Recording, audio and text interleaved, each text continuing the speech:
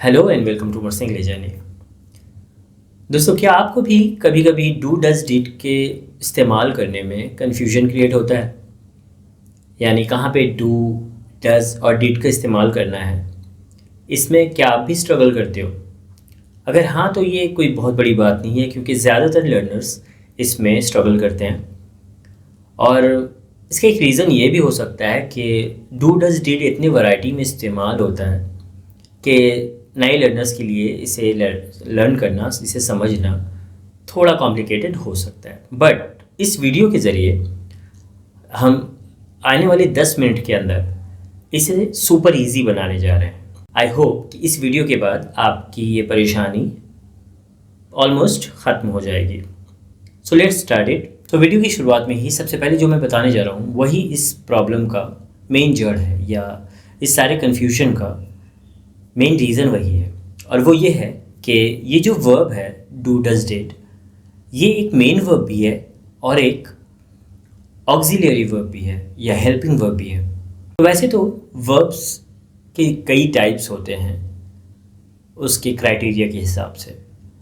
Like based on its function दो तरह के वर्ब्स होते हैं, एक है मेन वर्ब और दूसरा है ऑक्सिलरी वर्ब या हेल्पिंग वर्ब। रफली ऑक्सिलरी वर्ब या मेन वर्ब क्या होता है?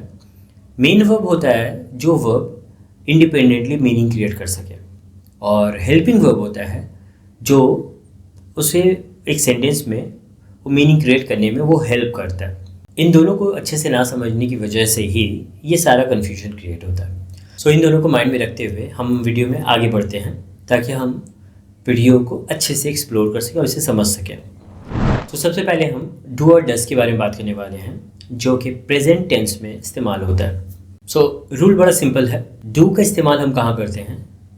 अगर सेंटेंस में जो सब्जेक्ट है, सब्जेक्ट की जगह में अगर आई, यू, वी या दे ये रहता है, तो हम वहाँ पे डू का इस्तेमाल करते हैं।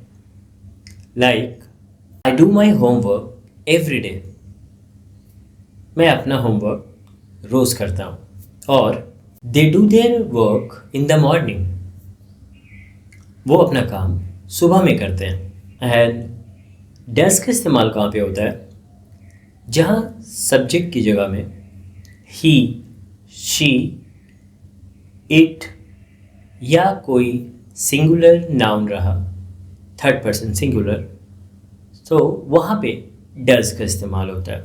Like she does her assignments on time, यानी वो अपना असाइनमेंट्स वक्त पर करती है। Next, it doesn't work properly, यानी ये अच्छे से काम नहीं करता है।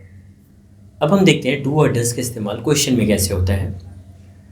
तो जब हम क्वेश्चन फॉर्म करते हैं तो डू और डज सेंटेंस के बिगिनिंग में यूज़ किया जाता है। Like do you like coffee, क्या आप कॉफ़ी पसंद करते हो?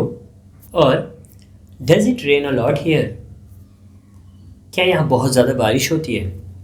नाउ सी, हम यहाँ पे कैसे मिस्टेक कर सकते हैं, कैसे कॉमन मिस्टेक्स यहाँ पे बनता है। Like he do this work, तो क्या ये सेंटेंस सही है? नहीं। अभी थोड़ी देर पहले हमने देखा कि ही, शी, इट या किसी के नेम में, मतलब कोई सिंगुलर नाउन में हम डज का यूज़ करते हैं, ना कि डू का। तो यहाँ पे क्या होगा? He does his work.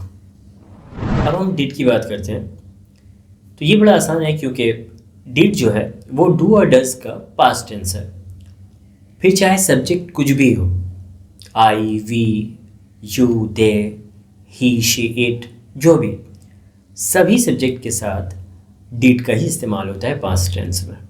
Like I did my homework last night, मैंने अपना होमवर्क पिछले रात में किया।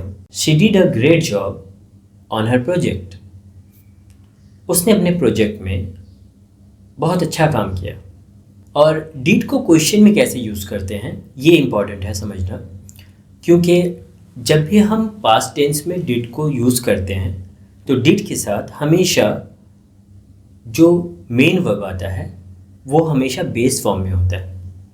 Did you watch the movie, क्या तुमने मूवी देखा? और did she call you yesterday, क्या उसने तुम्हें कल बुलाया था? सो यहाँ पे कॉमन मिस्टेक्स कैसे होता है, let's see the example. Did you enjoy the holiday? तो क्या ये सेंटेंस सही है? नो, ये सही नहीं, क्योंकि डिड यू एंजॉय होना चाहिए था. जैसे मैंने भी कहा कि डिड के साथ मेन वर्ब का बेस फॉर्म लगता है या फर्स्ट फॉर्म. तो ऑलरेडी हमने इस वीडियो में प्रेजेंट और पास्ट सिंपल के सारे रूल्स को, चाहे वो पॉजिटिव हो या निगेटिव या इंटरोगेटिव, सारे रूल्स को हमने अच्छे से डिस्कस किया हुआ है. अगर आपने नहीं देखा तो आप इसे देख सकते हो. तो डू और डज निगेटिव सेंटेंसेस में क्या हो जाता है? डू नॉट बिकम्स डोंट और does not becomes doesn't. Like I don't like spicy food, मुझे तीखा खाना पसंद नहीं है. और he doesn't understand Spanish और he does not understand Spanish, यानी उसे स्पेनिश समझ में नहीं आता. और निगेटिव सेंटेंस में डिड का यूज़ कैसे होता है? ठीक उसी तरह से जैसे डू और डज के साथ यूज़ हुआ. डिड के साथ नॉट लगता है, जिसे हम शॉर्ट में डिडंट कहते हैं. ये इसका कॉन्ट्रैक्शन है या शॉर्ट फॉर्म भी कह सकते हैं हम इसे. Now let's see how mistakes are made. इस तरह की सेंटेंसेस में कैसे गलती होती है. So let's see this sentence, she didn't went to school. So is this sentence right? She didn't went to school. तो थोड़ी देर पहले हमने देखा कि जिस सेंटेंस में डिड लगा होता है उसमें दोबारा वर्ब का सेकंड फॉर्म नहीं लगता है, बल्कि वर्ब का बेस फॉर्म लगता है. So she didn't go to school, ना कि she didn't went to school. अब अगला जो यूसेज है वो बहुत इंटरेस्टिंग है. इनफैक्ट वही सबसे ज़्यादा कंफ्यूजिंग साउंड करता है मोस्ट ऑफ द स्टूडेंट्स के लिए, और वो है double use of do does did in a sentence. So students अक्सर कंफ्यूज होते हैं कि एक ही सेंटेंस में दो बार डू या डज या डिड का क्या मतलब होता है और ये कैसे लगाया जाता है. So let's see it. तो जैसा मैंने पहले कहा कि ये डू जो है वो एक मेन वर्ब भी है और एक हेल्पिंग वर्ब या ऑक्सिलरी वर्ब भी है. तो अगर एक ही सेंटेंस में एक ऑक्सिलरी वर्ब की जगह आ जाए और एक मेन वर्ब की जगह आ जाए, सो ऑब्वियस है ये सेंटेंस तो सही है. ये देखने में थोड़ा कंफ्यूजिंग लग सकता है, बट ये इंटरेस्टिंग भी है अगर आप उस तरह से देखो तो. So let's see an example, like they do not do it, वो लोग ऐसा नहीं करते हैं. तो यहाँ पे दो बार डू लगा एक सेंटेंस में, लेकिन इसका एक रीज़न ये है कि फर्स्ट टाइम जो डू लगा है वो एक ऑक्सिलरी वर्ब है या हेल्पिंग वर्ब है, वो एक रूल की तरह इस्तेमाल हुआ है. और जो सेकंड टाइम में यूज़ हुआ वो एक verb as a main verb की तरह काम कर रहा है. या फिर एक और एग्जांपल ले लो, like does she not do it, does she not do it, क्या वो ऐसा नहीं करती है. सो इस सेंटेंस में डज भी लगा है और डू भी. So the first part does जो लगा है वो एक हेल्पिंग वर्ब है और द सेकंड पार्ट डू जो है वो एक मेन वर्ब है. Isn't it interesting?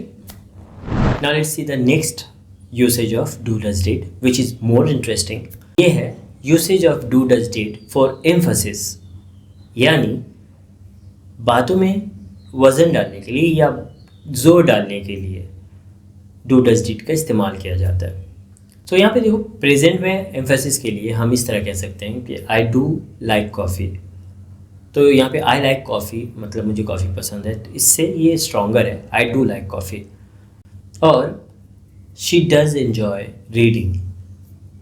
और पास्ट में एम्फेसिस के लिए हम कह सकते हैं she did call you instead of she called you, because ये शी कॉल्ड यू से ज़्यादा स्ट्रॉन्गर है कि एक सेंटेंस में हम कह रहे हैं वो उसने कॉल किया था और दूसरे सेंटेंस में हम कह रहे हैं उसने कॉल किया तो था.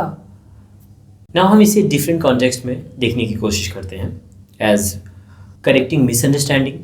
लाइक अगर कोई कहता है you don't like tea right, तो आप कह सकते हो no I do like tea. या फिर कॉन्ट्राडिक्ट करने के लिए या स्ट्रेस देने के लिए भी जोर दिया जाता है. लाइक कोई कहता है she doesn't know the answer, so आप वहाँ पे कह सकते हो she does know the answer. और इसी तरह पास्ट के एक्शंस को भी एम्फसाइज कर सकते हैं, जोर दे सकते हैं। लाइक कोई आपसे कह सकता है कि you didn't tell me, so आप जोर देकर कह सकते हो कि I did tell you. Well, great job. Now you know exactly how to use do, does or did. I hope you find this video useful. If you do, don't forget to like, share and subscribe to my channel for more such videos. Thanks for watching.